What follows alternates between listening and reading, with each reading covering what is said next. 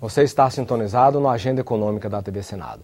Segundo análises feitas pelo governo, mesmo com a forte crise econômica vivida hoje pela Europa e pelos Estados Unidos, o Brasil tem condições de manter uma taxa de crescimento em torno de 4% este ano. E um pouco maior, talvez, isso em 2012. Esse crescimento, contudo, vai enfrentar alguns obstáculos, como o processo de desindustrialização, provocado principalmente pelo câmbio. A valorização do real retira poder de competitividade dos produtos brasileiros no mercado internacional, agravando os riscos de fechamento das indústrias no país. Nessa abordagem sobre os entraves ao processo de desenvolvimento, pode-se destacar também a situação das pequenas empresas, que constituem no lado mais frágil sempre que algo sai errado na política econômica. Para discutir os entraves ao desenvolvimento, o Agenda Econômica de hoje vai conversar com o senador José Pimentel, do PT do Ceará e ex-ministro da Previdência e Assistência Social. Participa da entrevista o jornalista Davi Meric. Senador, muito obrigado pela sua presença nos estúdios da TV Senado. Eu que agradeço. Senador, vamos começar um pouquinho com esse plano Brasil Maior, né? Que ele tem um slogan interessante: inovar para competir, competir para crescer. Não obstante esse slogan forte, o Brasil investe menos de 20% do PIB, né? O nível de investimento do país é considerado muito baixo, um dos mais baixos, por exemplo, do BRICS e de muitos países emergentes. E também existe o chamado Custo Brasil, que cria entraves de toda a natureza, principalmente no setor da infraestrutura. Como é que se coaduna esse slogan forte com essas deficiências? É verdade, o Brasil tem um baixo índice de investimento, fruto de quase 20 anos de estagnação econômica, de um endividamento público muito forte e que nos últimos 10 anos, 8 anos, ele tem tentado reverter essa situação. Se a gente voltar a 2001, 2002, 2003, o nosso endividamento público junto ao Fundo Monetário Internacional era muito alto. Nós tínhamos que cumprir todo o receituário que impedia o Brasil de fazer investimentos significativos e, em seguida, no governo Lula, com esforço do empresariado, com esforço do Congresso Nacional, de toda a sociedade brasileira, nós conseguimos liquidar todas as dívidas com o Fundo Monetário Internacional e com o Clube de Paris, que vinha lá de 1987. A partir dali, por volta de 2005, 2006, o Brasil começa a fazer um novo planejamento que ele se consolida a partir de 2007. E a partir dali a gente assiste um processo de investimento com um programa de aceleração do crescimento, com olhar para a infraestrutura e para o fortalecimento da estrutura brasileira, como forma de reduzir custos e aumentar a competitividade das nossas empresas. Em seguida, tivemos a crise de 2008, que atingiu as economias centrais, e o Brasil não é uma ilha. Nós fomos um dos últimos países a entrar naquela crise, um dos primeiros a sair, e nesse processo nós temos tido um olhar muito forte para a micro e as pequenas empresas. E nesse aspecto, em julho de 2007, foi lançado um forte programa para este setor. Nós tínhamos ali apenas 1.337.000 micro e pequenas empresas formais no Brasil. Agora, no mês de agosto, nós estamos chegando a 5.359.000 micro e pequenas empresas e empreendedores individuais formalizados no Brasil. Esse setor está sendo o grande formalizador do mercado de trabalho. Se nós pegarmos os 2,5 milhões de empregos formais gerados em 2010, 80% desses 2,5 milhões de empregos estão nas empresas com até 99 empregados. E se você quiser fazer um outro corte, nas empresas que têm até 4 empregados, essas empresas são responsáveis por 52% desses 2,5 milhões de empregos de 2010 com carteira assinada. E o Custo Brasil? Como é que nós estamos resolvendo essa descompatibilização do Custo Brasil com o crescimento? Neste setor, nós basicamente resolvemos a questão do chamado Custo Brasil sobre a folha do empregador. Eles têm contribuição zero sobre a folha patronal para a Previdência Social. Eles têm contribuição zero para o Sistema S sobre a sua folha, ou seja, a Previdência Social representa 20%, o seguro-acidente de trabalho, em média, 2%, faz 22%, o Sistema S, 7,5%, faz 29,5%. Portanto, eles tiveram essa grande desoneração. E nesse 2011, desse 1 milhão 590 mil empregos formais que nós já geramos até julho de 2011, manter o mesmo percentual junto às micros e pequenas. E agora, o Programa Brasil Maior estende também a exoneração da contribuição patronal da Previdência Social sobre a folha para alguns setores que são intensivos de mão de obra. Exemplo da indústria têxtil, que tem uma presença muito forte na região Nordeste, a indústria calçadista, a indústria do couro, que é a matéria-prima para o setor calçadista, e também para a indústria nova, que para nós é muito importante, que é da tecnologia da informação. E as contribuições desses setores passam a ser sobre o faturamento. E nessa mudança em que o Congresso Nacional aprovou e que o governo encaminhou, a nossa Previdência Pública Urbana voltou a ser financeiramente equilibrada. Para nós termos uma ideia, em 2007, o primeiro ano desse grande programa, a Previdência Pública Urbana precisou de 15 bilhões de reais para fechar suas contas. Ou seja, entre o que ela arrecadou, o que ela pagou, o Tesouro entrou com 15 bilhões. Em 2008, tive a felicidade de ser indicado ministro da Previdência pelo presidente Lula. Essa necessidade de financiamento reduziu para 1,4 bilhão de reais. Em 2009, já tivemos um saldo positivo de 3,1 bilhões de reais. Ou seja, o que nós arrecadamos permitiu pagar todos os benefícios urbanos e sobrou 3,1. Em 2010, subiu para 7,1.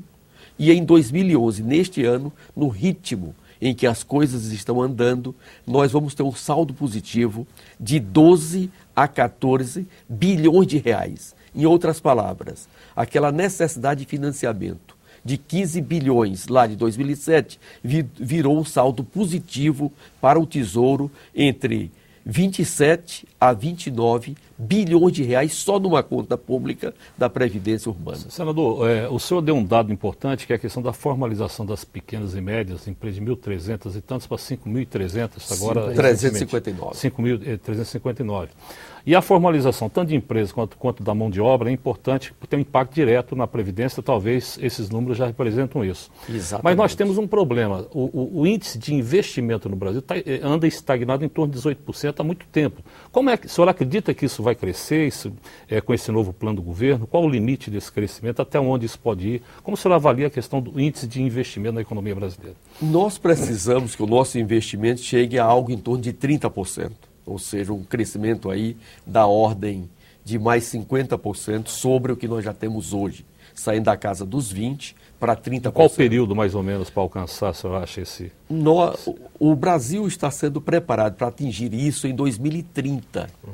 E junto com isso vem também toda uma política de formação de mão de obra qualificada. Se nós observarmos a ampliação da oferta de vagas nas escolas técnicas federais é significativa. Até 2003, o Brasil tinha 139 escolas técnicas federais. O presidente Lula criou mais 280. E agora a presidenta Dilma autorizou mais 120.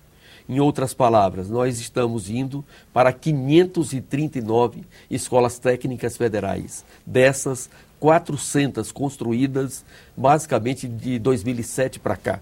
Esse programa iniciou em 2005, mas ele foi intensificado de 2007 para cá. E o objetivo aqui é exatamente oferecer mão de obra qualificada para que o investimento também seja cada vez mais significativo. A segunda grande ação é na infraestrutura.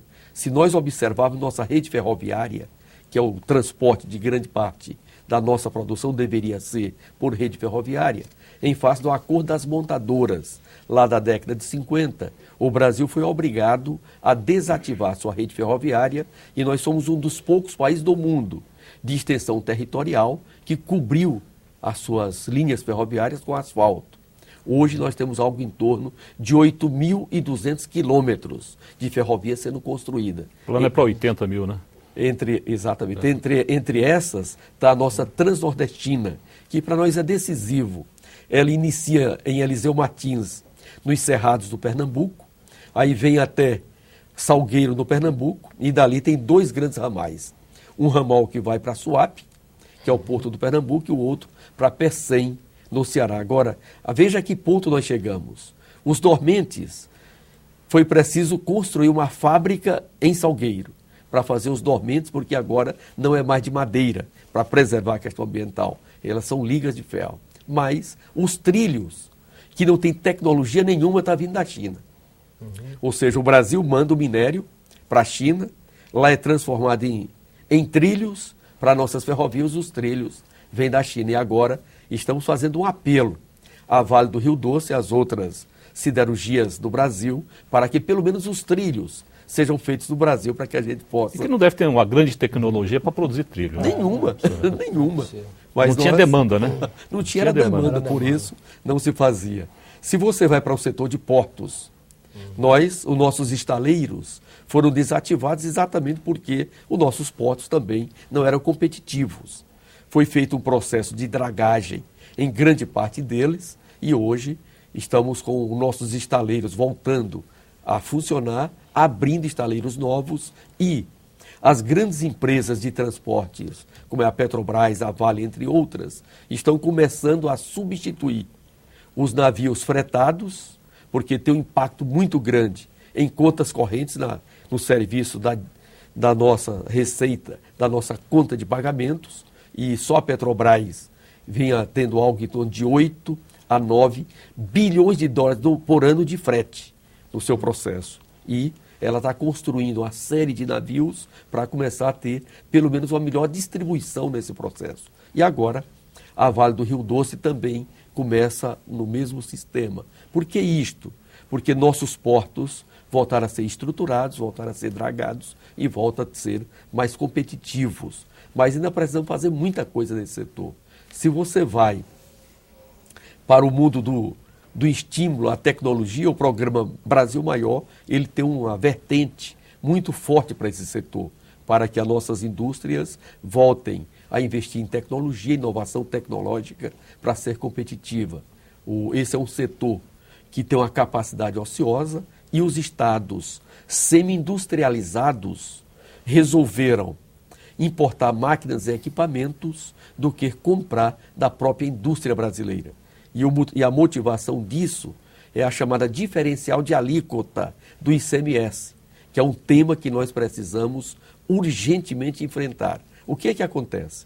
Nós temos basicamente 4 estados da federação que têm uma industrialização já significativa, que é São Paulo, Paraná, Minas Gerais e a Bahia.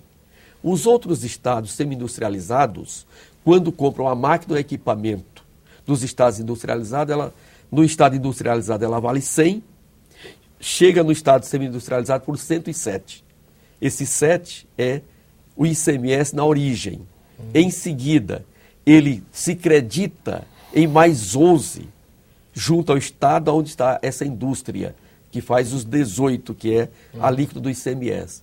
E esse estado semi-industrializado tem que devolver esses 11% do valor da máquina e do equipamento para esse industrial. Essa conta hoje já soma mais de 90 bilhões de reais, que é a dívida que os Estados-membros têm com o setor industrial brasileiro em face desse diferencial de alíquota. E leva, em média, 48 meses para devolver esse crédito da indústria nacional dos estados semi-industrializados. Esse industrial, para se financiar desse crédito, ele toma capital de giro no mercado, pagando a maior taxa de juros do mundo real, que é a praticada pelo Brasil. Isso é custo do Brasil e é isso que tem dificultado o nosso processo de industrialização. E o senhor acredita nessa devolução de uma forma mais rápida, mais eficaz? A União, em 2003, também devolvia o crédito do ICMS, do imposto de importação diferencial, que ela tinha que devolver para o empresário, também em 48 meses. Nesse 2011, esse prazo está em 12 meses. E no programa Brasil Maior, está determinado que a partir de outubro reduz um mês em cada período, de maneira que em maio de 2012, a partir daí, começa a devolver em tempo real. Ou seja, você apresenta mas isso o crédito... governo federal? É o governo federal. Sim, e quanto aos governos estaduais? Pode ser feito alguma coisa através do CONFAS? Este é o grave problema, porque os estados-membros semi-industrializados, que são os devedores dessa conta, diz que não tem capacidade de pagamento. E aí estão fazendo todo um debate no que diz respeito à questão desse diferencial de alíquota, que hoje é de 7% para a região norte, nordeste e centro-oeste e de 12% para a região sul e sudeste. E a sua redução, 16 estados, os 7 da região norte, com os 9 da região nordeste, apresentaram a chamada Carta de Brasília, propondo que esse diferencial de alíquota seja zero. O CONFAS se reuniu nos dias 7 e 8 de julho e propôs 4%. E esta matéria está aqui no Senado Federal, que é exatamente o nosso papel, discutir e votar isso até o final do ano, sem resolver essa questão do diferencial de alíquota. Dificilmente a indústria nacional vai ter mercado no Brasil, porque os estados semi-industrializados, eles têm o poder de fixar uma taxa de ICMS no equipamento importado, na máquina importada, menor do que os 18%. Eles estão fixando normalmente em 2%. Não pode ser zero. Eles estão fixando em 2%. Então, este ICMS, que custa 18% hoje para comprar a máquina e o equipamento no Brasil, cai para 2%. Em seguida, esse empresário que importa esse equipamento ou essa máquina, ele tem que pagar os impostos de importação. E ele se credita junto ao Tesouro da União. E o Tesouro da União está devolvendo em 12 meses. E a partir de maio vai devolver em tempo real. Então, essa guerra fiscal, essa forma de cobrar o ICMS na origem, é um dos motivos que tem levado ao chamado custo Brasil na inovação tecnológica e na substituição de máquinas novas. Principalmente porque a média e a grande empresa, que é essa que mais compra equipamentos, ou ela tem incentivo fiscal no estado para onde ela foi, ou ela exporta, e ao exportar tem ICMS zero por conta da chamada Lei Candir. E esse contencioso entre os Estados-membros é um dos temas que está aqui na nossa pauta. Somando a isso, o Supremo Tribunal Federal declarou inconstitucional essa legislação da década de 70 e da década de 80 que trata do incentivo fiscal e fixa um prazo até aí o ano de 2012 para que o Congresso Nacional redefina estas regras, com agravante de que as novas políticas de incentivo fiscal e de industrialização só têm segurança jurídica quando nós aprovarmos uma nova legislação. Portanto, esse segundo semestre, aqui no Senado Federal e no Congresso Nacional, nós temos uma agenda muito intensa, que passa pelo pré-sal, pelo diferencial de alíquota, que é o pagamento do ICMS na origem ou no destino, do incentivo fiscal, que é todo esse arcabouço jurídico que vem da década de 70, que o Supremo declara inconstitucional,